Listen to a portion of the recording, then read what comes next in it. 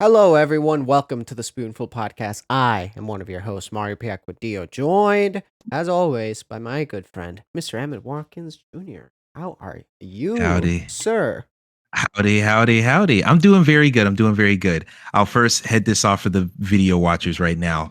My background, I'm using a different camera. Usually my camera's like a little bit zoomed in. I am using a different camera and I don't have a way to zoom it in. So instead of you showing 60 in my room, which is fine, I cleaned my room, so it's also fine. I was like, let me actually take this opportunity and shout out On Guard, the indie game that's coming out later this year. It's the fencing game. It's very fun. The demo's on Nice. Steam. I recommend everyone try it. I love that game a whole lot. For so yeah, shout out to that one. But speaking of fencing, actually there's no segue there. How you been doing? Twitter's deteriorating right now. I don't know if you've Dude, seen. I don't know if you saw, I had like the most beautiful timing accidentally today. We've discussed this on the show and we've discussed it even more privately that I've been like on a journey of like trying to be more offline, right? And I've been limiting my Twitter time and I've been using the phone blocking out the app after a certain amount of time. I started at like 40 minutes, worked my way down to like 20 minutes. I Certainly. basically don't use Instagram anymore, very, very rarely. So I had been on that kick for a bit. And yesterday, um I just had this like urge to like go a little further, right? And I was like thinking about it because here's the thing, Emmett. We're gonna discuss some deep stuff. Ooh, As you're let's do it. aware, because I think we've discussed it before. I live in the state of Florida where medicinal marijuana is legal, Truth. and I partake very not super regularly, probably once a week, once twice a week is like where I'm at. But the Yeah. thing that I've found that it's really good for me. I suffer from depression and all these things, and the thing that I really really appreciate about it, I don't enjoy working it into my daily life like a lot of people do, right? Like there's people who build Mm, routines with weed and stuff, and that's all good if you do that. Good for you. it's true. For me, I enjoy using it like that sporadically because I find that a lot of times, let's say I usually use it at the end of the week. I find that it like helps me process information that I've been taking in. It kind of helps me Mm. open up some doors and like figure some stuff out. The the biggest example of it is that's how I decided that I wanted to go to school. Like it was through, Mm. just smoking weed outside in the yard, and I was like, "You know what? This is something I want." And I had one Mm. of those moments, one of those epiphany moments yesterday where I was like, I kind of want to try because to be honest with you, the one thing that has kept me on Twitter was like staying in the loop for news, right? And not like world event news, but like shit that I care about, right? Like gaming news and Yeah. sports news and stuff like that. And The that's on niches. exactly. That's honestly the one thing that was really really keeping me there. Um Everything else about it I was kind of just done with. And so yesterday I was thinking of maybe if I can find alternative ways to get that news feed fed to me, I can actually go off of Twitter. And I was like, I'm gonna give myself a trial run. I'm gonna set up like a Google News thing. I'm gonna set up my news feed, see if that works. Because for example, my dad, Mm. I always send my dad tweets for news and stuff like that for our sports teams or whatever. My dad does not use social media. And so recently, Twitter started doing this thing where if you're not logged in, you can't view tweets, which is Yep. Absolutely. so my dad literally texted me because it was yesterday I think that it started happening. Because I sent him a couple tweets. He's like, "Oh, it's not letting me see it anymore. It says I have to create an account." I'm like, "Oh, dang, just dumb." And then the other Yep. thing is I always find myself like realizing that my dad is still up to date. And that was kind of like a big like, wait a minute. Sometimes my dad breaks news to me, but he's not on social media. So there's clearly other ways to get the news, right? Indeed. And earlier this morning, before the shit storm that we're gonna talk about, I tweeted, "Hey, I'm gonna be off Twitter for a bit. See you later." I deleted Twitter off my app. I logged out of Twitter on all my like my phone, Devices. all my devices. Yeah, the one place where I hadn't done it was my laptop. And a little bit ago, I went on Twitter to log out, and the first thing I saw is the new thing that's on Twitter that is, holy shit, dude, that site is dead. Everything's dying. Do you wanna Yep. explain to the people what Elon Musk just tweeted about a few minutes ago? So apparently I'll start with what Elon's saying. So Elon got up there, and I have this because guess what everyone's talking about on Blue Sky? The fact that Yeah, Twitter's man. down. Um, so Elon put out a tweet recently and said, to address extreme levels of data scraping and system manipulation, you've applied the following temporary limits to Twitter. Verified accounts are limited to reading 6,000 posts a day. Unverified accounts are limited to reading 600 posts a day. And new unverified accounts are limited to reading 300 posts a day. That is insane considering how many tweets exist on Insane. the internet. Yeah. Like, I'm easily hitting 100 tweets every time I open that app most of the Dude, time. 100%. And I saw the tweet, right? Like I was about to log out and I saw that and I was like, "What?" So I clicked into it and I was seeing the responses. One of the first responses is Mr. Beast, who was like trying to joke around, be like, "Oh, I'm trying to gauge how long it's going to take me to reach 6,000." And Elon Musk himself was like, "Oh, it'll be about an hour and 9 minutes." I'm like, so if you pay for the service, you only get like an hour of the service a day? Insane. And that's if you Insane. pay. So if you don't pay, you get what? Like 25 minutes of Twitter and then you're out? Exactly. And what's funny about this is you were talking about the feature they recently did where you have to have an account in order to see tweets now. What happened as a byproduct of that is now instead of it just saying, hey, you can't see this tweet when you go to the website when you're not logged in, it's still Twitter doesn't know that it's being blocked in that way. Oh my So god. instead of them just saying, hey, you don't have access, it's still looking for access in the background, still trying to reload the tweet, even though it's not showing. So to the system, it's coming up as, oh, we're trying to see it, but it's not working. Let's try it again. It's not working. Try it again. So it's checking the site 10 times every second when you're just on a page where the tweet won't go because you're not logged in because they didn't program it right. So what's been happening is all these people are visiting the site that aren't logged in and it's repeating that search for the tweet. And it's basically been a DDoS attack, just overloading the servers with requests.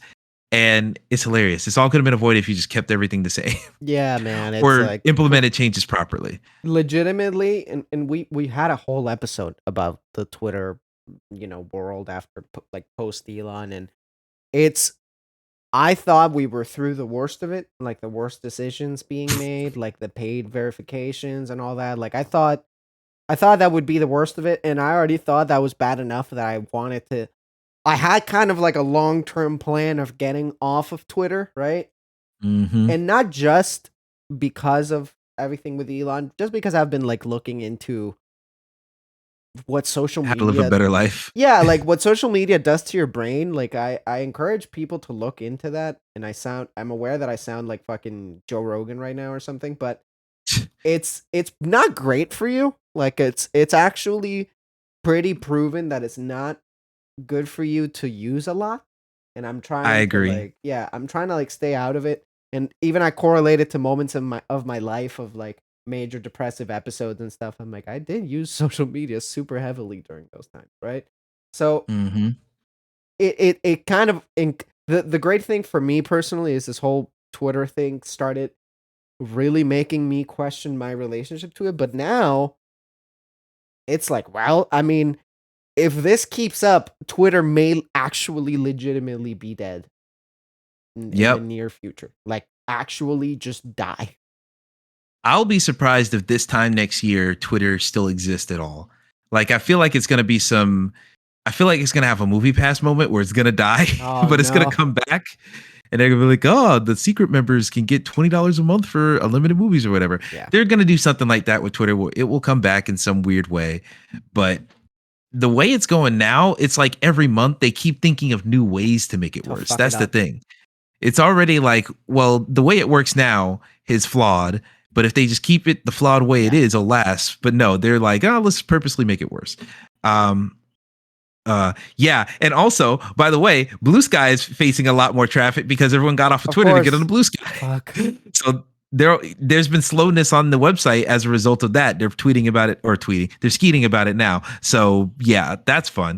Dude, So yeah, the it's internet's crazy. interesting how we're it seems like we're entering this era of the internet where a lot of what was normal and things that we took for granted are like being shifted. Like you think about everything that's happening with Reddit, right? Like Mm-hmm. where God, that's Reddit, sad. dude, so sad. Reddit has been such a, obviously it has its bad things, right? But I think anybody who has ever had to troubleshoot basically anything or had a question about anything understands how great Reddit is, because once again, going back to things about the internet that don't work as well. I don't know if you've noticed that Google kind of sucks now. Like Oh yeah, it's Google getting is, worse. it's so bad. It only gives you the same like crappy answers for things. So Reddit had been such a great place of actually finding good answers for information in general. Now Mm-hmm. that's happening with Reddit.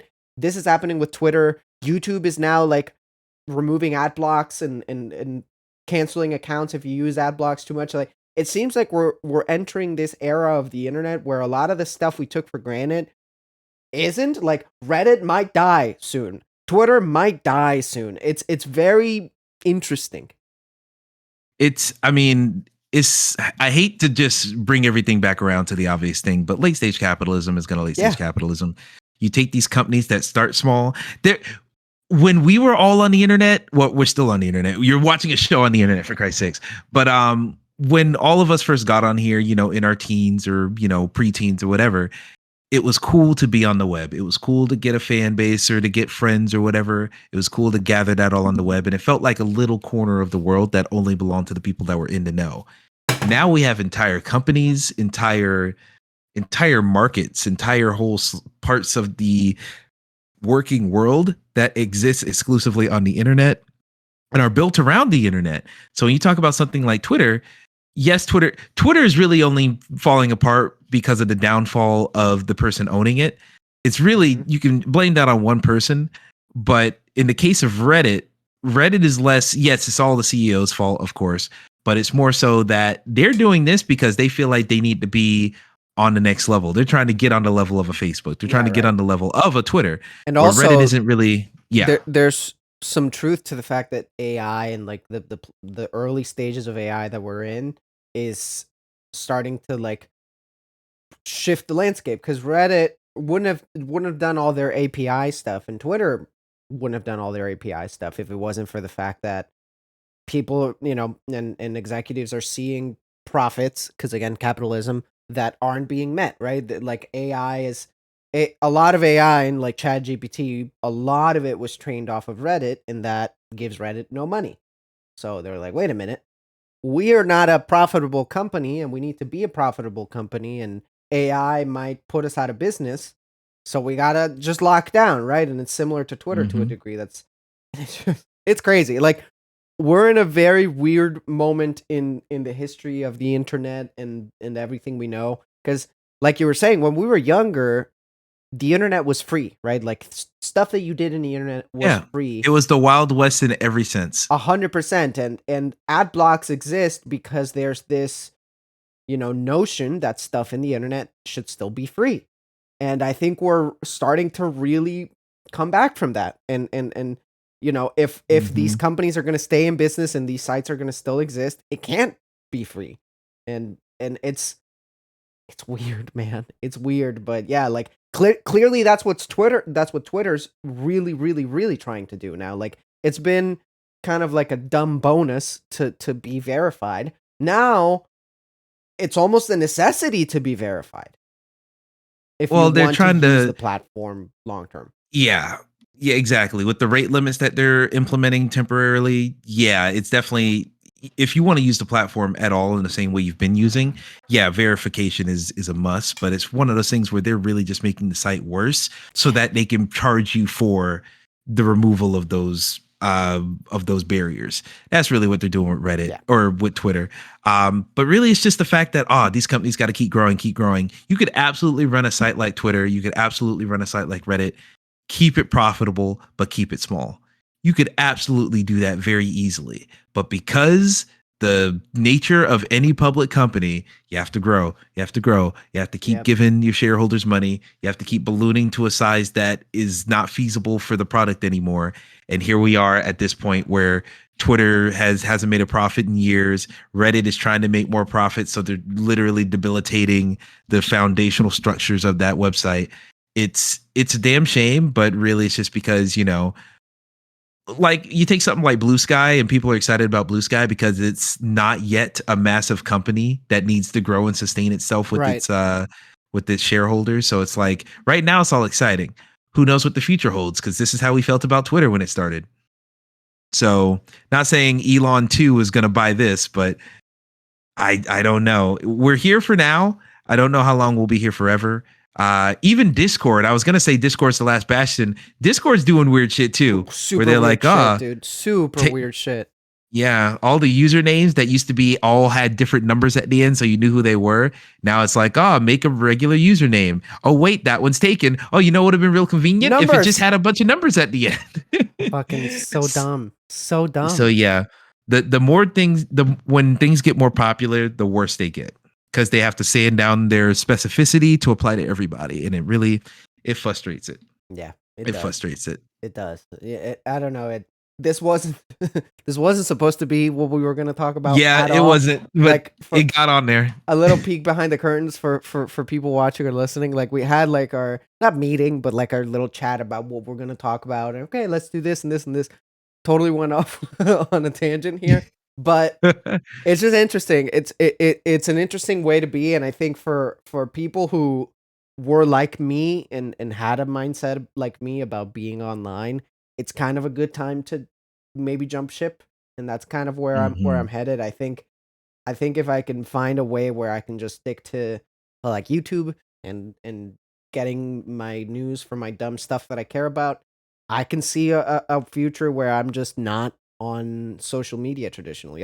YouTube technically counts as social media, but I use it more as an entertainment platform. Mm, absolutely, I do the same thing. Yeah, so Yeah, it's interesting times ahead. But yeah. to shift the conversation into what originally we wanted to talk about, the opener was supposed to be about what we're playing right now because we haven't talked about Oh what we're yeah, playing.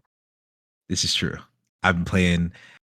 It's like I've been playing a lot, but not a lot of any specific thing. Mm, fair. Which is to say, well, first off, what have you been playing? Because I feel like you've been playing actual deep sessions of video games more than me, probably. For me, it's a super simple answer. It's the one thing I've been playing because obviously I've been busy, right? Mm, I have oh school, yeah, so I haven't been able to indeed. log a lot of hours. Sometimes I go a couple days without playing a game. But the beauty of this game and the system is the fact that I can take it on the go. And I've been playing Tears of the Kingdom like a fucking madman. I have Hell yeah. I think my Switch ticker is I just crossed the 75-hour mark. I have done 2 dungeons. I still have Ooh, 5 areas of the map that aren't unlocked. I haven't even gone to those towers yet. good lord, And yeah, dude, that's insane. no signs of stopping. I fucking adore this game. Like I went through a small little lull where I hadn't played it for a bit and I didn't necessarily miss playing it. And I think what happened and this is an aspect where Tears of the Kingdom outdid Breath of the Wild so well that I haven't heard a lot of people talking about this, but because it's so much more variety and because you have the depths and all that, there are different gameplay loops that you can do that switch up the playstyle, right? For a majority of Breath of the Wild, and I adore that game. The gameplay loop is basically the same thing. You're exploring, you find things, you find shrines, you do the main quest. There's a very small amount of side quests, and that's about it. And Hmm. I adored that game. I put 70 plus hours into that game, and it's one of my favorites of all time. Tears of the Kingdom, the beauty of it is I found myself a little bored because I was playing it the way that I played Breath of the Wild, and it felt a little repetitive, right? Like I was just Yeah, exploring and finding shrines and more of the exploring some same type. more. I was kind of doing the same thing. And then I was like, oh man, I haven't done a lot of the depths in a while. Let me go to the depths and do that, switch up the playstyle a little bit. And that's where I got hooked into the shrines and light route mechanic and how Mm, like once you realize what's going on in the world with the depth and the surface and the shrines and the light route, it kind of opens up a whole different game where you find shrines that you didn't know existed. You guide yourself using the top map when you can't see the bottom map, and oh, it's so fucking good. Like it's so different. It's such a different gameplay loop than what Breath of the Wild did. and it gives that sense of reward of like, oh my god, there's a shrine here. Where is this shrine? Because I didn't see it. Is it a shrine quest? Is it inside a cave that I have to do a thing on? There's Mm. there's bosses in the depths that you didn't know about. There's it, dude, sick, Gee Willikers. sick. Huh. And then there's so many more side quests that there's days where I just sit on my Switch and I'm like, I'm just gonna clear out a few side quests, and that's 5 hours of gameplay. There's days where I go to the depths and I'm like, oh, I'm gonna do these 5 things, and I've just played 6 hours straight in the depth. This game is so fucking good, dude. I'm so addicted to it. Oh boy. I like to hear that because like you, unlike last episode where the whole idea was I haven't played Zelda yet, but you have, I've put in a good 15 hours so far. Nice, dude. And I am enjoying this game. I kind of figured I would. I kind of thought it looks more impressive to me. It looks more fun, and it's absolutely hitting the spot that I was hoping it to hit, in that I feel like I can just travel and traverse the world without any hindrance from the very beginning. Yeah. They give you enough tools to be able to, oh, I can't get up there, where I can put together a bunch of trees and climb up that big ass log and get over that hill. I can do so many things in this game. It just feels really good, to the point where I've been able to, I've already unlocked that armor that lets you like swim up a waterfall. Oh, Which sick. yeah, I think that was in the first game as well. I think that was I in Breath of think the Wild. so. Yeah, I still haven't gotten Yeah. there, and with all the hours I Yeah. have, because Dude. I Y- naturally, and not on purpose, took a super different route than what I did in Breath of the Wild, and I'm it just kind of happened to play out that way. Where I in Breath of the Wild, the first dungeon I did was the fish people. I forget the name, right? And Yeah, yeah, then yeah.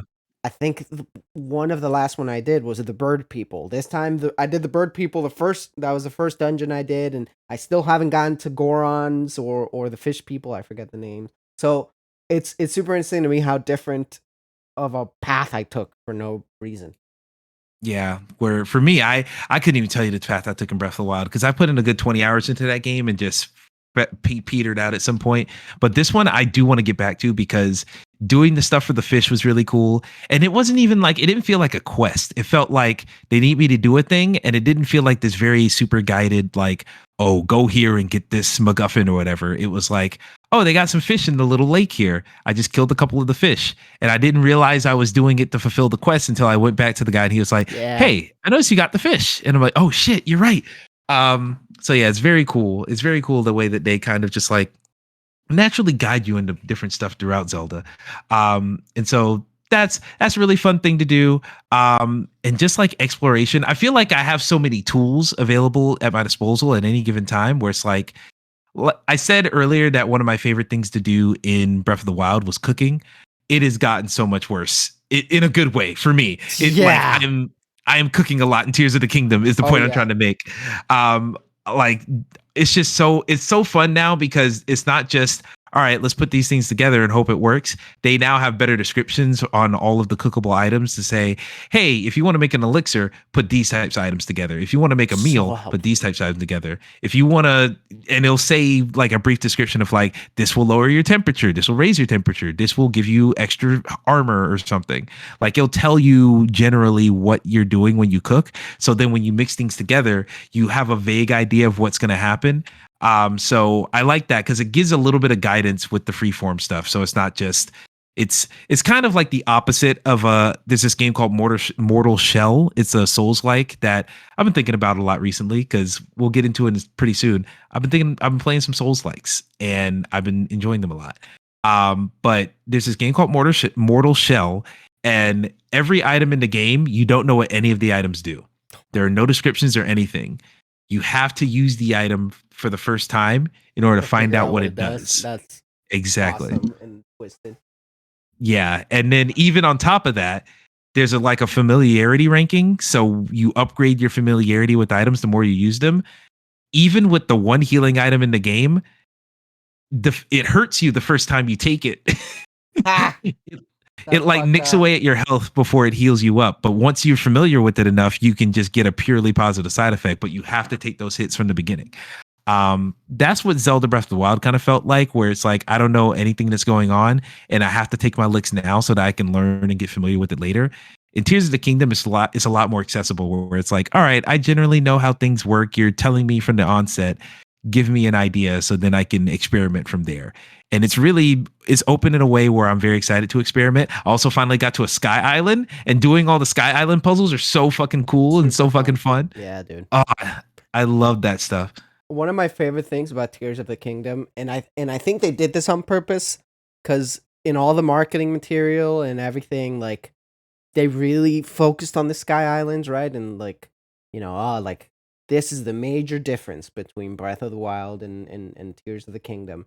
And it is different and it's fun, but it's not Mhm. nearly as big as they like let you on that it is. And what is the coolest is that they totally hid the depth, right? Where the depth Yes. is actually the biggest difference between the two games, and where you're gonna spend a lot of time. The Sky Islands are like cherry on tops, and it's cool because you unlock a part of the map and there's usually one sky island area, or one or two, maybe a couple, where Yeah. they connect and they have puzzles and they have things, and it's cool and it's fun and it's great. But the depths is like where A it's whole new at, world. dude. Yeah. And Mhm. I think that's so fucking cool that they totally hid that and kind of misdirected. So sick. Mhm. Yeah. It's kinda like how they have, because the depths don't sound, if you were As using that as a fun, marketing yeah, they point, don't sound as yeah, like it's like catchy. like if you're just some little kid who's playing Zelda for the first time, you're not gonna be like, you can go underground. You're not gonna sit there and be like, ooh, I can go underground. That's so neat. But in the marketing, it's gonna seem really cool. These islands are in the sky. You can go up there and Yeah. fly. And you can You can jump reverse a down piece of and the land. fucking, yeah, exactly, Hmm. dude. 100%. Exactly. So I understand why they did it that way. And I think that's really smart to do it that way, because now it's like, oh no, there's a whole nother mirror world underneath the big world. Yeah. That is so much cooler to find out organically Which rather is than for such a marketing. Zelda thing, by the way. Like, that's the most Hmm. Zelda thing. Like, a lot of people have talked about how, oh, the Triforce is like gone and at least dungeons are back and they're not as big. But like, what is more Zelda than like a mirror world that's like a little fucked up, right? And a little different. Like, Hmm. that's fucking Zelda to the core, dude. And the fact that they integrated that so seamlessly into the game is so fucking cool, man. Yeah, it's absolutely perfect. So yeah, I gotta play a lot more Zelda Breath of the Wild, because it's fun, but I've just gone off and done a million other things. I've been Yeah. dipping my toes in like 7 different games. Shit. So that's really what I've been up to. Do you want to hear about some of them, I I guess? sure do. Hit me. Let's see here. All right, so I started with Zelda. Eventually, I moseyed on over. I got really into Borderlands 3 again. Um, Nice. I couldn't tell you why. Actually, I know I could tell you why. I keep seeing Tiny Tina's Wonderlands keep going on sale. It's Steam Deck verified, Mm, and it looks like it plays very well on Steam Deck. It looks like it's very fun, and I always liked Borderlands' gunplay, but I kept telling myself, look, you didn't beat Borderlands 3 yet. You keep picking it up and putting it down. Just sit down and play. Excuse me, sit down and play Borderlands 3 before you go buying another Borderlands game. Especially since I got the special edition with all the DLC and such. I'm like, let me sit down, let me eat the food in front of me before I get another plate. And I really am enjoying Borderlands 3. I've nice. just been, it's been the perfect game to, after I get off of work on the night shift, I spend an extra hour or two just in bed on Steam Deck, just going at it, just picking up new guns, picking up new loot. And the gunplay in Borderlands 3 is just so good. That's the thing that I did not appreciate at launch, because I picked up the game at launch. I got the collector's edition with the steelbook and all that shit. And I was like, hell yeah, let's fucking go. Nice. I played it for like 2 or 3 hours and was like, I'm not in the mood for this right now, and promptly put it down until years later, where it went on super deep discount on Steam. I think it went, to get the game and all the DLC was like $16, which is, Great. I think it's normally like 100 plus. It's like 120 maybe. Yeah. So hell of a deal. So yeah, I picked it up there and I haven't looked back ever since. That game is very fun. The story, it's one of those games where like I don't care about the story super, super deeply, but I also feel weird if I listen to a podcast while playing it. It's that weird middle game. Yeah, I feel you. Yeah, because it's a lot of talking, and it's not that I don't care about the talking, but because it's so much talking, you feel like I'm gonna miss out if I'm not listening to the talking. Yeah. So it's one of those where, especially since the game is all phrased in like, oh, literally part of the menu you can't access until you beat the story, like the little Mm. badass ranks. So I'm like, maybe I'll just run through the story, just go ahead, full steam ahead. Once I finally beat the story, then I'll just use this as my podcast game and just run through all the content and not care. Because it's just so much talking. It's so, and then I have to sit there and wait for them to talk. I could walk around and have them be in my radio, whatever, but I'm like, I don't want to progress the story and cut off your dialogue. So let me just sit here. It's a whole thing, but I've been enjoying that. That's one thing I've been playing. I tried going back to Wulong Fallen Dynasty as well. Which this kind of started the Souls-like vibe that I've been on. I've just been itching for some type of melee combat game that is challenging but satisfying to play. Did you play the Lies And of P demo? I'm gonna get around to that. I haven't played the demo for Lies of P. I do have it installed. I've been looking at the gameplay I've seen. It looks very technical. It looks very like you got to be hitting them parries. You got to be really on top of your shit to play that. And it looks good, and it looks like a game that I think I might enjoy. But it just hasn't been. I haven't been convinced yet. I'm gonna try the demo to see if I can convince myself. I would encourage you to get your hands on the sticks because it feels great. I've obviously huge Souls fan, right? I haven't played many Souls like, but many Souls likes, I guess.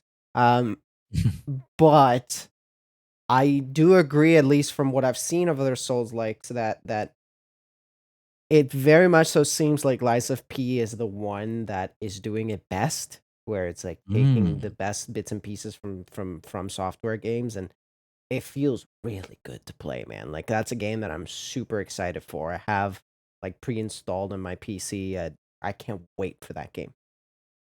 Yeah, I mean, it's a Game Pass day one, so I'm probably gonna, swoop through there and get the Game Pass deal on it. But I'm very interested in it. I'm gonna try that demo sooner rather than later, because I've just been in this mode. And Wulong is the first thing I tried. Once I got into that mode, I was like, hey, I really liked Wulong. I went back to it maybe about a week or so ago, and I was stuck on the first boss in the game. I was stuck there forever.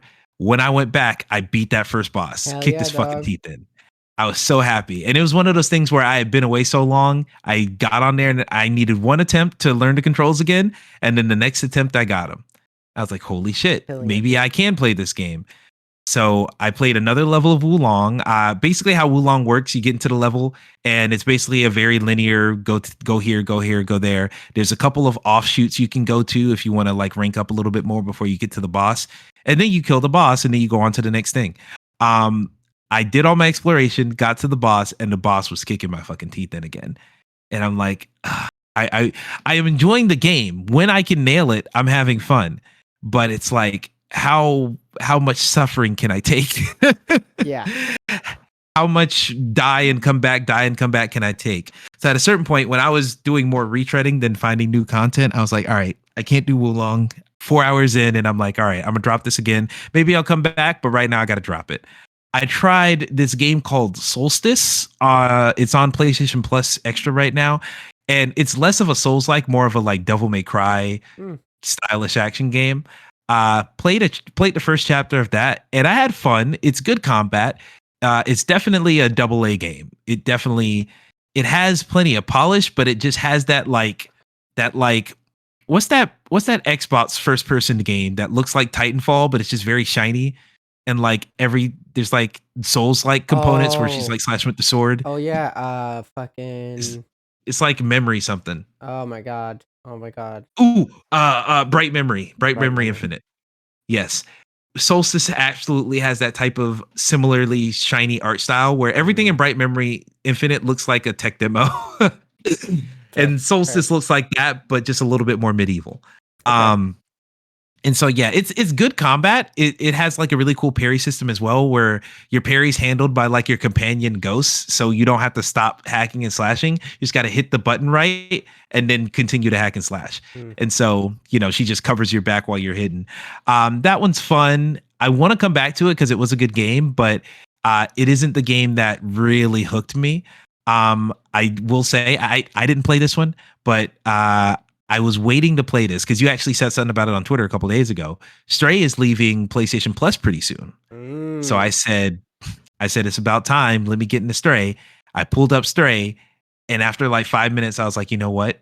Gabby's a cat person. Let me wait until she's around. So I waited until then, and then we played the first hour together. And by we played, I mean I watched her. Learn the controls and whatnot. And it was a lot of fun. That is a game I'm excited to get back to, just to see what the vibes are, see what the story ends up being. Yeah.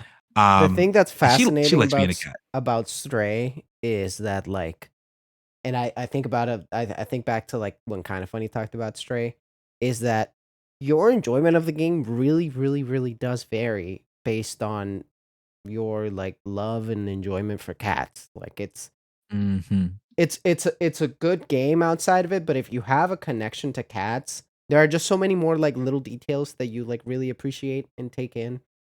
That yeah, there's like the to not spoil and close to the beginning of the game, right? The Yeah. scenes where you're with your little colony of cats and you see how Hmm. they sleep next to each other and they groom each other. That's such a way to like for people who know and have and understand cats and cat language. When you get separated, that kills you even more because you understand the connection that's there. And there's so many tiny little details that like that I'm not gonna sit here Hmm. and say like, "Oh, Stray is the best game ever," but I've really enjoyed it. I mean, I obviously have a connection to it Hmm. and a bite Yes, in the top indeed. of it. Yeah. So, She's like, yeah, you're really gonna get a connection soon. mhm. Um, but yeah, that's probably the reason why I waited for her, because I knew she had that connection Good to call. cats. So I was like, all right, let me be able to see this through her eyes so I can appreciate it a little bit more. Because I never had a pet. Like the closest I have to a pet now is her Frankums whenever he comes around when I'm visiting. So, that's where it is there. But I haven't played too much of Stray, so just quick shout out to that one. Beyond that, I did play, let me see. Oh, I need to refresh the page. That's why. So what I did play, okay, so I played a couple other games before I got on the before I found the next big game that I think I'm going to stick with. I bought a bunch of games from the Steam sale. So, wasting my money on things that I don't need because I have too many games I don't already play. Yep. But I've played two of them. One of them is this game called Killbug. Um, I don't know if people know Killbug. It's very like a retro first person shooter. It's like an arena arcade based type of thing. It's like a horde mode where you have an SMG in one hand and a sword in the other hand. And when you run out of ammo in your SMG, you slice with the sword. Your sword is also a dash. You can also run on walls and double jump. So it's just a movement shooter. You run around and just live for as long as you can with these bugs. There's centipedes, there's ladybugs, eventually there's spiders. There's arachnophobia mode. You can turn off the spider legs, but you're just fighting a bunch of bugs, and that's the point of the game. Very cheap game. It's like what? It's very dirt cheap. On the Steam sale, I think I got it for like less than $5. So it's a really good pickup, and it's Steam Deck verified, so it's perfect for that type of gameplay loop. Because it's literally just live for as long as you can and die. Um, so yeah, it's a fun game. But going back to the Souls like stuff, one game I did pick up on the Steam sale that I feel like has been long overdue, Dark Souls Remastered. I said, let me try this one out. Okay. Um, and I was surprised by how much I wasn't hating it at first. Um, Mm. now, let me be honest, I didn't end up hating this game by any means, but I played through the first little section there, killed a couple enemies, finally got my Estus flask, and I was surprised they gave me like 10 Estus flask or something crazy. And I'm like, is that supposed to be how this works? Because I think what Elden Ring is like 3. Mhm. Like you start the game with 3, and I'm over here collecting them for the first time, and I had like 5, and then when I got to the next bonfire, I had like 10, and I'm like, what the fuck is going on? Is this a bug? And so I was like, oh boy, I feel confident. I feel confident running through this game now. Why What do I happened feel? to Yeah, that I see you confidence? shaking your head. Do you Oh still boy, let me tell you. did you keep playing or did that confidence quickly got shot the fuck down? Dude, look, I killed that first boss, the boss that they spawn you on top of, and you can kind of get the headshot on him. Yeah. Killed him in one try. No Nice. issues there. Pro. Went through I got the bird to carry me to the next level, and then I walked through that level for a little bit. And then what did it? I found a very heavily armored knight in like this very narrow alleyway. And so I'm like, oh, I have enough. Got it. I got enough flask. I can take down this knight. What I didn't realize is I have no room to maneuver. So whenever I try to swing the sword, every other hit hits the wall and then deflects. So I'm like, oh fuck, this is gonna be bad. And that was the first time I died in the entire experience of playing Nice. Dark Souls. It took me an hour and a half, but I died eventually. Hey. Um, and it's fun. It like runs really well on Steam Deck, which is the reason I picked it up anyway. Um, it's good. It's fun. I do want to get back to it because it doesn't seem so impossible. Now that I've played a handful of Souls likes, now that I played a good chunk of Elden Ring, it doesn't seem so impossible. Plus, out of all the Souls likes, Dark Souls 1 is the one that everyone says, oh, that's the one that's the most malleable. Not the most easiest, but it's the one that is gonna give you the most slack for you to find your way through. Totally. So I'll say for me, right? When I was an outsider for the From Software games, right? Like, what did I know about it? Oh, they're really hard, right? Like that's what they knew. That's my understanding of Souls games and From Software games. Actually playing them, like I don't find them to be like, oh my god, so fucking difficult. Oh Lord Almighty. I like many bosses I'll kill at the first, second try. Like every now and then there will be a boss and I'm like, damn, I'm stuck and it'll take me a couple days, right? But that's not the appeal of the Souls games. Like it's fun that they are challenging. Like it's not mindless combat, right? Like you got to be very attentive and mindful, and that's the beauty of it. But yeah, like hell yeah. Dark Souls, I'm not going to be like, oh man, the fucking hardest game I've ever played, right? And I haven't played Dark Souls 2. I know Dark Souls 2 is supposed to be more difficult for difficulty's sake, and that's Ooh, one of the the reasons why hollowing. people don't adore that game as much as other ones. But yeah, dude, like the difficulty isn't necessarily what draws me into them, right? And I'm excited for you to keep playing Dark Souls specifically because the level design in Dark Souls, in the first Dark Souls, Mm. is just fucking mind blowing, dude. Like and you're somewhat familiar with From Software, and Elden Ring does this a little bit, but obviously Elden Ring's an open world. Uh, the Mm-hmm. first time in Dark Souls that you're going through an area and you probably quite haven't gotten there yet, and you go through this whole area and suddenly you find a place and you figure out that that area was connected to this area all along in a really really clever way. Yeah. Dude, it's like what? Like I'm so what? excited to start seeing that stuff. Yeah, Hmm. dude, like That's actually a big reason why I'm excited. genius. Hmm. Yeah, because for as much as I like Elden Ring, the fact that it was this giant map does make it a bit or not imitating, intimidating. Yeah. Because it's like, all right, now I can actually get lost, and then when I get lost, it's also very massive challenges. But knowing that in Dark Souls, it's not you're less often gonna hit a brick wall. You're gonna get over that wall just to find, oh shit, I'm back where I started in like a comforting sense. It's not like you're getting knocked back down. It's like I've come so far to find the comfort of what's familiar. Yeah. And the Um, beauty of Dark Souls is that it's an extremely linear game up until a point. Like the last third of the game isn't linear. You're a little bit more open and there's like more kind of you got to figure out your own way, and probably that's when you need guides and stuff. But other than that, mm, it's a very linear game, and it's linear in a way that still gives you a sense of like wonder, right? Of like, holy shit, I can't mm. believe this is the. It's fucking awesome. Great game. I'm excited for you to keep playing it. Yeah, I definitely will come back to it, but not before I played a game that I think I'm actually going to sit and stick with for a long time. The Souls like that has really been satisfying needs that I've been wanting. Thymesia. Have you heard Oh, of Thymesia at I've all? heard of it, and I know a lot of people liked it. I haven't. I don't know much about it other than I know that certain From Soft fans were super into it.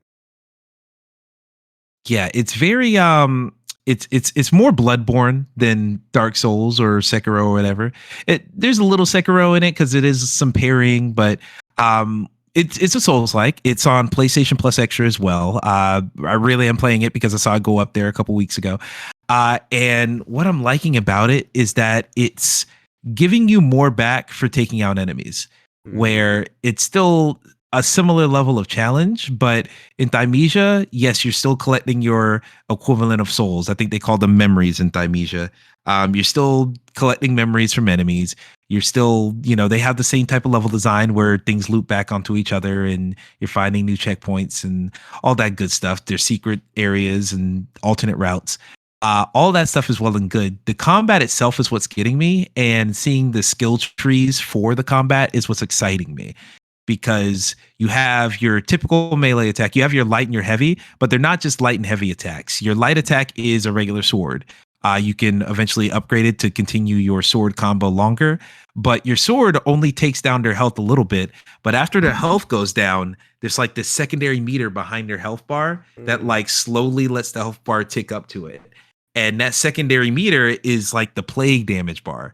And so your heavy attack, which is like a giant like green claw that kind of like mythically comes out of your back or something, you can swipe with that claw and it'll knock down the green damage behind their Mm. main white health bar. And so as you keep playing, the whole idea is get them with the sword, then charge up a big attack with the claw to finish them off. And you can kill every enemy with just a sword, you can kill every enemy with just a claw. But if you do it in that way where you alternate, they go into a staggered state as they die. When they're in that staggered state, that's when you come in, hit the super melee kill, the melee execution, and then that's when you do the most damage and you can get resources back from them. And I've actually upgraded my skill tree already where now I'm not just getting, I'm not just executing them. I'm getting 10 points of health back every time I get a kill like that. And they have like feathers you can throw as like a ranged weapon. I'm getting back a feather every time I execute someone like that. So it's fixing the thing in most Souls likes where it's like, all right, every single mistake you make, that Estus flask or that, whatever your healing item is, that healing item is just an extension of your health bar. Instead of that, it's like, oh, if you keep doing good, you can fix a mistake you made back then by continuing to kill other enemies without getting hit. So I've been able to go through some of these levels now. I'm only on the second level at this point. I just found a second, I guess, bonfire equivalent in the second level. Yeah. But I'm at the point where, oh man, I got really done dirty by that one boss. But then I come back around, I've taken out 10 enemies and I'm at full health without having to use any of my healing items. Mm. So it's very satisfying in that way. I want to come back to it because it feels a little bit faster as well, which is kind of why I had a little bit of Sekiro vibes in there because hitting your melee counters and stuff is faster. Also, parrying is a big thing. You can parry, and I'm unlocking abilities to open the parry window a little bit so I can more easily hit it. You can dodge out of the way as well, and there's a lot of like cool maneuvers for where you can, if they're hitting you with a critical attack, you can dodge into the attack to kind of jump over their heads and completely avoid it. You can do like a double dodge now and then get a buff for offense once you hit your double dodge, or get a buff for defense if you get the long dodge instead. There's a lot of ways you can play the game, and all of that on top of me looking at how long to beat, it's like 6 hours. Oh, that's beautiful. That's great. Yeah, that's absolutely music to my ears. It's 6 hours main story and 10 hours if I want to do some extras. So I'm Yeah. like, dude, I could beat this in less than 12. That's the one I'm thing playing this game. with Dark Souls in particular. Dark Souls is a big game, dude. Like it's Mm-hmm. linear, but it's a long game. Like I think I put like 60 something hours into it. Like it's not Yeah. insane. I mean, All these Bloodborne is a games. bit shorter, but Bloodborne's still like you're putting like 35, 40 hours into it. It's not a Mm-hmm. traditional like single player linear experience where, 20 hours is considered like a pretty good chunk of time. I was just about to say, like, I feel like all these Souls like games are hovering around that 50-hour range. But now I'm thinking about it, I think it's just the FromSoft games that are hovering around that range. Because the Yeah. Surge like, the Souls like, the Surge like, wow, that's crazy. The The fact Souls like again, that I I always love. find it hilarious that your introduction to From Software is you play every Souls like motherfucking game first, and then you're like, let me play the Souls now. I love it. I love it. That's literally what's happening with Dimesia again. But I just looked up my playtime for the Surge 2, 20 hours. So like Yeah. I did a lot of the side content in that game too. So I think that's my sweet spot. Let it be less than 50. 50 is the extreme max. Like Yeah. 20 to I 25, that's my think sweet spot. I'm just hitting it. I think, and I don't have how long to be in front of me, but I think out of the mainline From Software games, Sekiro is probably the shortest. I think if it's not Sekiro, Mm. it's Bloodborne. But thinking back of playing both, I feel like Sekiro's quicker. And that leads me to I was gonna ask you where, because I know you were playing Sekiro for a bit. Where did you end up with Sekiro? Like I know you didn't beat it. Oh, absolutely not. I played a little bit. I played well into the first level. I don't think I got to the first boss, but I did get to Mm, like the first like bigger enemy that had like a secondary health bar. okay. Um, I was enjoying it. I still am enjoying it. It is very like it's parry based, but it's like you got to be on those parries. It's there's no like the window's tight and Oh, that's the you game. there's Oh yeah. yeah, it's absolutely like, oh man, I gotta be on top of it. So that's kind of why I'm like Thymesia and even Wulong Fallen Dynasty is all about parries as well. Yeah. But if you miss that parry, it is fucking over for you.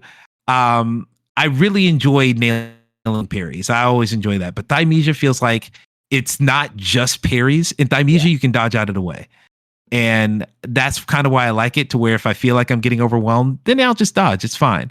Yeah, But in Sekiro, nah, it's parries all the time. That's Sekiro, and up until the first real main boss of the game, you can kind of get away with playing it like you would play another Souls and like dodging around and killing and not necessarily parrying. But there's a moment in that game that's like the moment because you're fighting another Mm, swordsman, and that's where you realize that if you're not on the parrying system, you're not doing anything in the game because you're not going to get past that boss. And for Sekiro specifically, I love that combat. I think that's probably my favorite combat ever. Um, but the thing that I love about that game, there's one boss in it that's an optional boss towards the end of it that isn't a Sekiro boss. Like the vibe of it is more of a mm. Souls boss or a Bloodborne boss where it's like this big beast. I'm forgetting the name of it Ooh, right now. is it the ape one or is it different? No. Oh no, the ape is so Okay. fucking good, dude. Oh my Yeah, god, the I ape know about the fight. ape one. I know Oh the my the, god. the horrors that await me there. Ape fight is one of those ones that I would be like, yeah, that is a fucking tough boss, man, but it's so Mm. rewarding.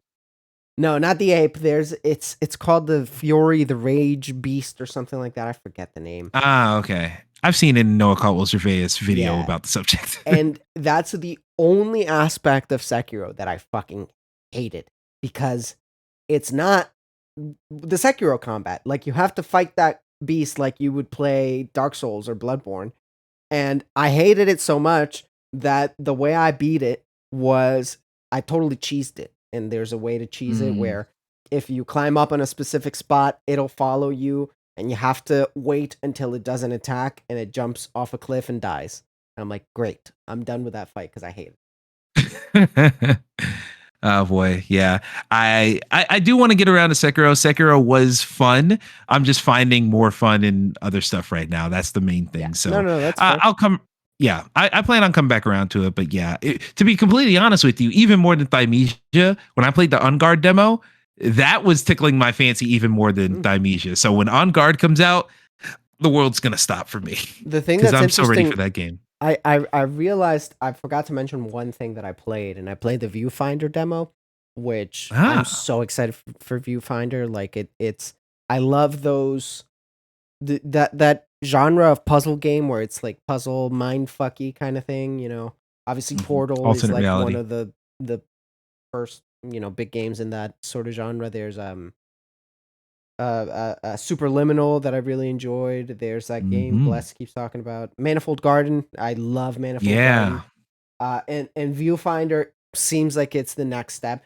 Viewfinder technically is like a miracle, dude. Like it Mm. and if you've seen the things, you take pictures of items or you put up a picture and then suddenly you hit a button and that picture is now a three-dimensional space that you can go into Yeah. Pretty neat. every time you do it, and it's magic. Like it's crazy seeing the picture and taking it and walking into the space.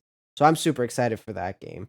Um, Mm. the other thing that I'm realizing about this year compared to my last year of playing games, we talked about it where last year I beat a ton of games, right? This year I Mhm. have less time, and also looking ahead, I'm gonna play a lot less games, but I'm gonna play games for a lot longer because Absolutely. Tears of the Kingdom, I already have 75 hours into, and I'm nowhere near that game. So I'm gonna cross the 100-hour mark, no doubt. Uh, Certainly. the game that I'm most looking forward to this year is Starfield. That game's gonna Yeah. be a lot of hours. 200 to 300 at this point. Yeah. Another game that I'm really looking forward to this year is Armored Core, and if From Software is Mm. anything to go by, that's gonna be 50 hours at least, right? Mm-hmm. Another game that I'm interested in and I want to play, Final Fantasy 16. That's at least 50 hours. Good Lord, yeah. So I'm just like, Gonna I'm looking be. at the future. I'm like, holy shit, I'm gonna be playing a lot of big games. Lies of P, right? Lies of P could be Mm-hmm. shorter. It could be one of these shorter Souls like, could be just as big as Bloodborne, right? I think it's gonna be just as big as Bloodborne. I think they're gonna go for scale with this one. And that's 40, Yeah. 50 hours, dude. So Viewfinder is one of the Mm-hmm. few that I'm like, it comes out in a couple weeks, and I'm excited because that's gonna be like a 4 hour game, maybe. And I'm excited for that. I'm very nervous because like I feel like the same thing's about to happen to me where all these massive games are gonna come out and I'm gonna want to play all the massive games. I'm having to sit down and have that conversation with myself. Don't buy all these big games. I Yeah. still want to play the Dead Space remake. I still Me want to too, play dude. RE4 remake.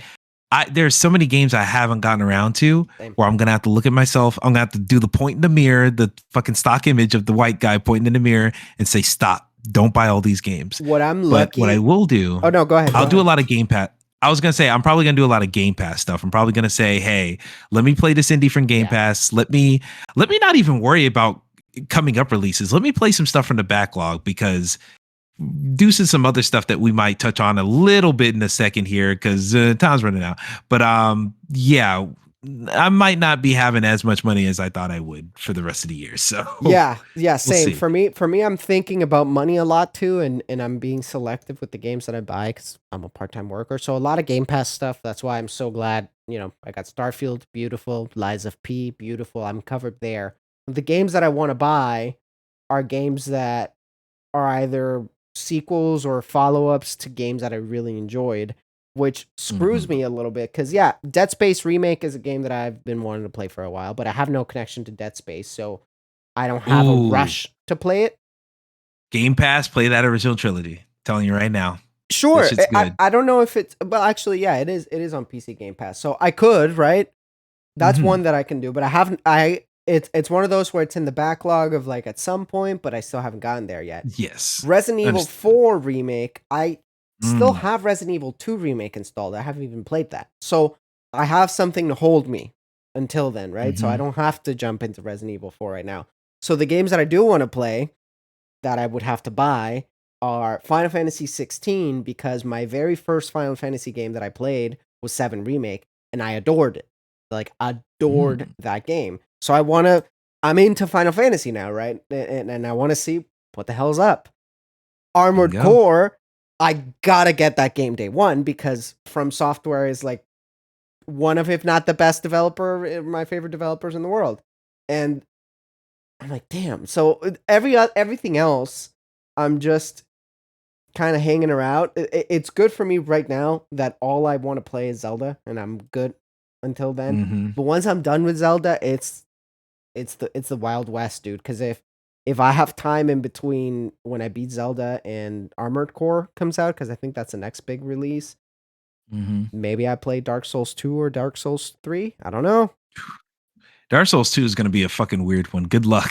Yeah, I'm not kind that, of like not that, scared. yeah. It's the thing I understand about Dark Souls 2 is that it's not a bad game. It just handles things in a very weird way Yeah, compared to 1 and it's 3. very different. Yeah.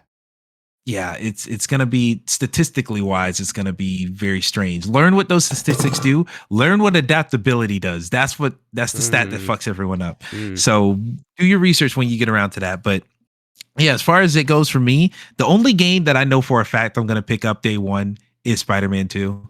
Oh, That's yeah, the that only too. I one. forgot about Spider Man. And Yeah. there's Mario Wonder. Fucking hell, I want to play that too.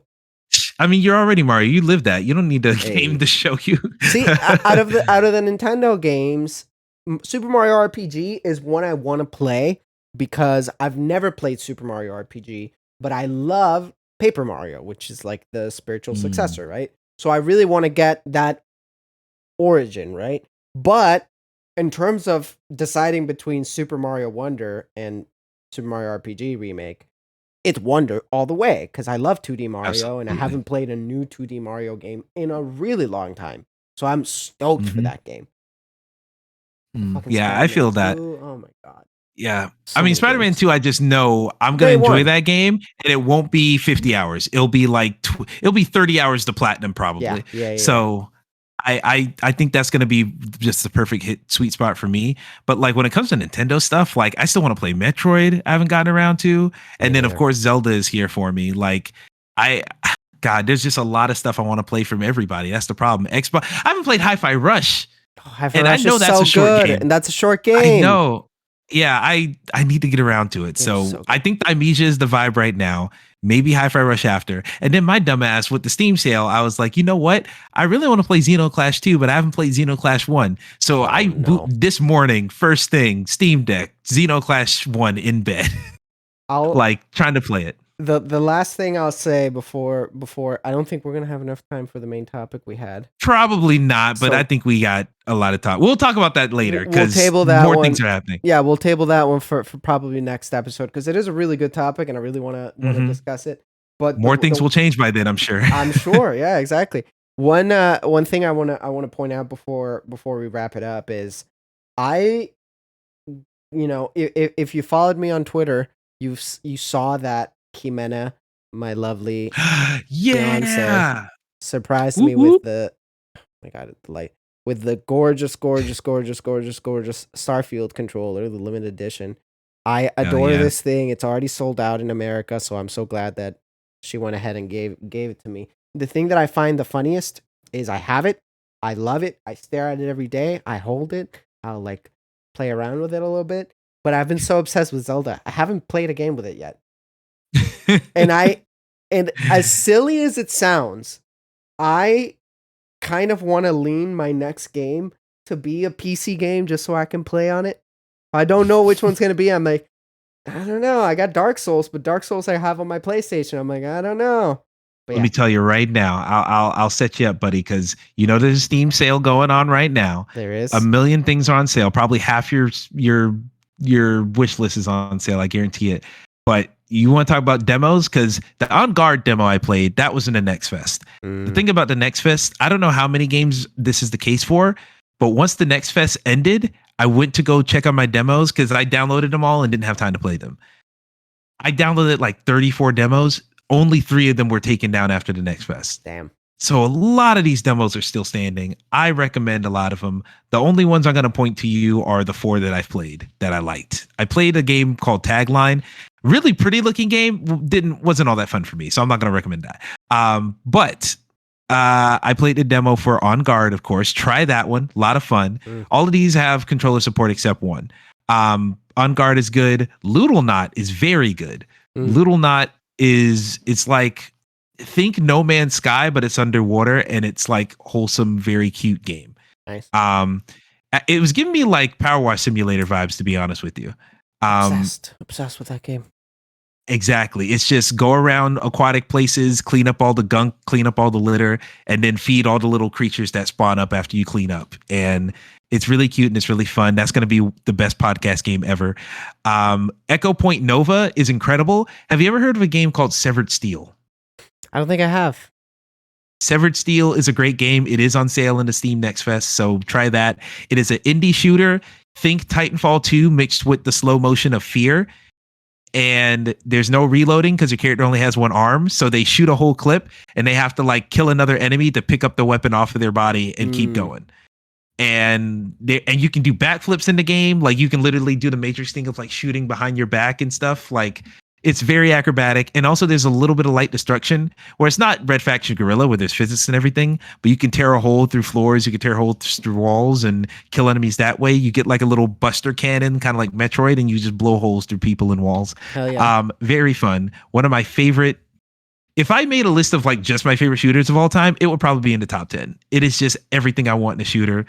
It is a lot of fun. So that same dev made Echo Point Nova, and it's that, but instead of the whole one arm gimmick and instead of the slow motion, it is now you have a hoverboard, and they're big, massive open levels that you can just hoverboard around. You can hoverboard into enemies and send them flying. They give you powers later. You get a sledgehammer where you can hit enemies with it or make holes in the environment again. Or Sick. you can get like they have like a whirlpool that you can use as like a jump pad that sends you flying, or you can place it right underneath an enemy and they just go flying and then they get launched off the side of the map. It's really fun.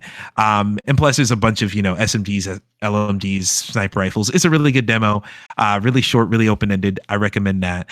And then El Paso Elsewhere, I'll recommend. It's a Mm. good demo. Think Max Payne if it came out on PlayStation 1 and if they made Control before Max Payne. So it has that style. Okay. Oh man, So it's Alan very Wake 2, cool. that's another game that I'm fucking Ooh, excited for.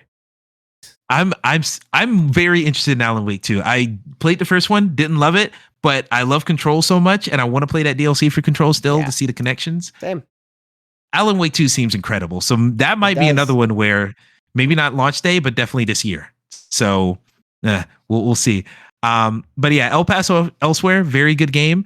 No controller support yet, not until the game comes out fully. So my hand was cramping trying to play that one. But yeah, those are the 4 I've played. I still want to get around to some other ones. Alien Hominid Invasion. I want to play that one because my girl loves Alien Hominid. Ollie Frog Toad Skater. She loved that when she played it at PAX. So I want to put my hands on the sticks as well. Yeah, a lot of good stuff, but there's a lot of good stuff, man. Just tell me what you want. I'll show you a fucking thing for it because yeah, man, dude. there's so many games on sale. Yeah, and I have all my Game Pass games because I only do PC Game Pass. So Perfect. I look at Lies of P as a game that I'm like, okay, when that comes out, that might be the one because I still got Zelda and I don't think I'm gonna play anything else until I'm done with Zelda.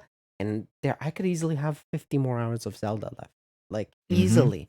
And who knows I how believe it. long that's gonna take. So exciting Yeah. times, man. It's a very fucking good year for games if Mhm. you didn't realize. Yeah. Indeed. By the time you're done with Zelda, maybe both of us will. I've been teasing maybe going back to High on Life because I had fun with that game, but god damn it, the I voice. know. I had Ugh. it installed and then everything happened. I'm like, you know what, man? Like, it was Mhm. already gonna take me a while to get around to this game, and at this point, it's just Well, they not. showed the DLC. They showed the DLC with no involvement from that guy anymore. So I it's like, know. It's funny. I'm just like, and you the know knife character what, is the man? funniest character. It's really rough. It's Yeah. maybe, but I'm also like, I'm not in any rush. So, Yeah, I just but stopped and I was like, you know what, man? I can play other stuff. exactly. Yeah. I'm probably going to land there too, but there's plenty of play. So thank God for the wealth of options we have. Well, everybody at home, we will wrap today's episode up. What games are you looking forward to? What games are you playing right now? Are you still obsessed with Zelda? I feel like the Zelda chatter has died down because people have been like beating it like crazy, and I can't believe it. Hmm. I can't believe Yeah. it, A man. lot of people binged that shit in one weekend I and know. put 400 hours into it and left. Insane. I even when I wasn't a student, I didn't have the time for that. But good for Hmm. all y'all. Hmm. We will see you on the next time. You take care. Adios.